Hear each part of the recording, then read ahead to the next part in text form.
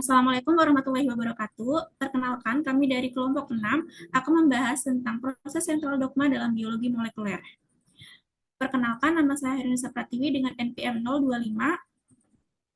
Saya Putri Maharani dengan NPM 015. Saya Rahma Alia Oktavia dengan NPM 016. Nah, yang pertama, apa sih itu sentral dogma? Sentral dogma dalam biologi molekuler adalah teori yang menjelaskan aliran informasi genetik dalam sel. Singkatnya, dogma ini menyatakan bahwa informasi genetik dalam tubuh kita bekerja mulai dari DNA ke RNA hingga menjadi protein. Mekanismenya terdiri dari 3 tahap, yaitu ada replikasi, transkripsi, dan translasi. Yang pertama adalah replikasi. Replikasi adalah proses menyalin DNA agar sel dapat membagi diri dengan bantuan DNA polimerase. Proses ini terjadi di dalam inti sel.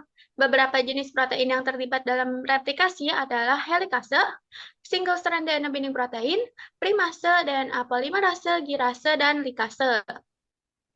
Pertama, enzim helikase memisahkan dua untai DNA. Lalu DNA polimerase menyusun pasangan basa baru sesuai cetakan.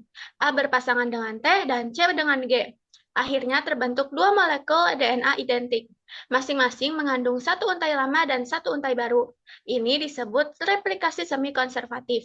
Fungsi utama dari replikasi adalah untuk menggantikan sel yang tua dengan sel yang baru. Selanjutnya ada proses transkripsi DNA. Setelah DNA direplikasi, proses berikutnya adalah transkripsi, yaitu proses perubahan DNA menjadi RNA dengan bantuan RNA polimerase. Transkripsi terjadi di nukleus. Enzim RNA polimerase membuat salinan RNA dari salah satu untai DNA.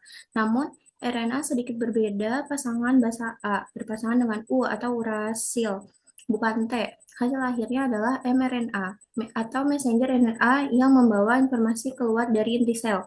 Ada 3 tahapan utama transkripsi. Yang pertama, inisiasi penempelan RNA polimerase pada DNA.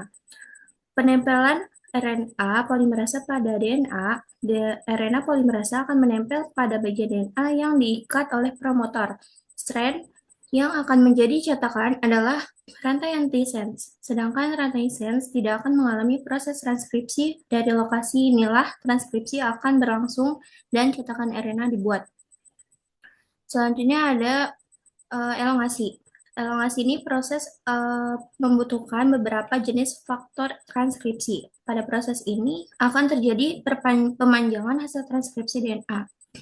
Selanjutnya ada terminasi. Transkripsi akan berakhir bila RNA polimerase bertemu dengan terminator yang menyebabkan lepasnya RNA polimerase dari rantai antisense DNA. Lalu tahap yang ketiga adalah translasi. Proses translasi adalah mekanisme di mana sel membuat protein menggunakan informasi genetik yang dibawa oleh messenger RNA atau mRNA.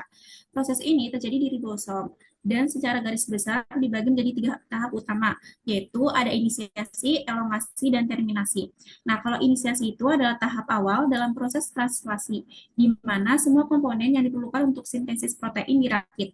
Tujuannya adalah untuk menempatkan ribosom pada kode start AUG mRNA dan memastikan tRNA inisiator yang membawa aliran asam amino pertama berada pada posisi yang tepat. Lalu yang kedua adalah elongasi. Nah, elongasi ini adalah tahap kedua dalam translasi, di mana rantai polipeptida diperpanjang dengan perubahan asam amino satu persatu sesuai dengan urutan kodon pada mRNA. Proses ini terjadi dalam siklus berulang yang melibatkan 3 langkah utama, yaitu yang pertama, ada pengikatan tRNA aminosil. Nah, tRNA yang membawa asam amino yang sesuai dengan kodon berikutnya pada mRNA itu yang berada di situs A ribosom berikatan dengan situs A. Proses ini difasilitas oleh faktor elongasi EFS dan membutuhkan energi dari hidrolisis GTP. EFS memastikan bahwa hanya tRNA yang antikodon yang komplementer dengan kodon mRNA yang berhasil berikatan. Lalu yang kedua adalah pembentukan ikatan peptida. Enzim peptidiotransferase yang merupakan bagian dari subunit ribosom besar mengkatalisis pembentukan ikatan peptida antara asam amino yang terikat pada tRNA di situs P yang membawa rantai polipeptida yang tumbuh dan asam amino baru di situs A. Akibatnya, rantai polipeptida sekarang berpindah dari tRNA di situs P ke tRNA di situs A. Selanjutnya translokasi. Ribosom akan bergerak maju satu kodon di sepanjang mRNA ke arah Y. tRNA yang sekarang kosong di situs P berpindah ke situs E atau keluar dan kemudian dilepaskan dari ribosom. tRNA yang membawa rantai polipeptida sekarang berada di situs P dan situs A menjadi kosong dan siap untuk menerima tRNA aminosil berikutnya. Proses translokasi ini juga dibantu oleh faktor elongasi dan membutuhkan energi dari hidrolisis GTP. Siklus ini berulang terus-menerus saat ribosom bergerak di sepanjang mRNA, menambahkan asam amino satu persatu ke rantai polipeptida yang tumbuh sesuai dengan urutan kodon. Setiap penambahan asam amino memperpanjang rantai polipeptida dari ujung amino atau N-terminus ke ujung karboksil atau C-terminus. Selanjutnya ada terminasi atau pengakhiran. Terminasi adalah tahap akhir dalam proses translasi yang menandakan berakhirnya sintesis protein dan pelepasan rantai polipeptida yang baru berbentuk dari ribosom. Tahap ini terjadi ketika ribosom mencapai salah satu dari 3 stop pada mRNA, UAA, UAG, atau UGA. Yang pertama itu pengenalan codon stop. Ketika ribosom bergerak di sepanjang mRNA dan mencapai codon stop di situs A. Tidak ada tRNA yang memiliki antikodon yang komplementer dengan codon stop tersebut. Lalu yang kedua adalah pengikatan faktor pelepasan atau release factors RFS. Codon stop dikenali oleh protein yang disebut faktor pelepasan atau RFS. Pada prokariota terdapat 3 faktor pelepasan utama. Ada RF1 yang mengenali codon stop UAA dan UAG. Lalu RF2 mengenali codon stop UAA dan UGA. Dan RF3 membantu RF1 dan RF2 berikatan dengan ribosom dan memicu pelepasan polipeptida. Pada eukariota, terdapat satu faktor pelepasan utama, yaitu ERF1 yang mengenali ketiga codon stop dan ERF3 yang membantu ERF1 berfungsi. Lalu ada hidrolisis ikatan peptida. Faktor pelepasan yang terikat pada situs A memicu aktivitas peptidil transferase atau enzim yang sama yang membentuk ikatan peptida selama elongasi untuk menambahkan molekul air ke ikatan antara rantai polipeptida dan tRNA di situs P. Reaksi hidrolisis ini melepaskan rantai polipeptida yang baru disintesis dari tRNA dan ribosom. Lalu ada disosiasi ribosom. Setelah pelepasan polipeptida, kompleks ribosom menjadi tidak stabil.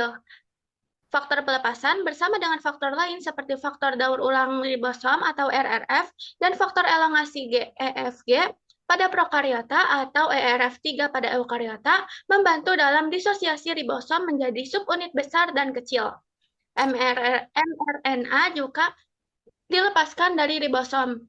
Setelah terminasi, rantai polipeptida yang baru dilepaskan akan mengalami modifikasi pasca translasi, seperti pelipatan, pemotongan, dan penambahan gugus kimia untuk menjadi protein fungsional. Subunit ribosom yang terdisosiasi dapat digunakan kembali untuk memulai translasi mRNA yang lain.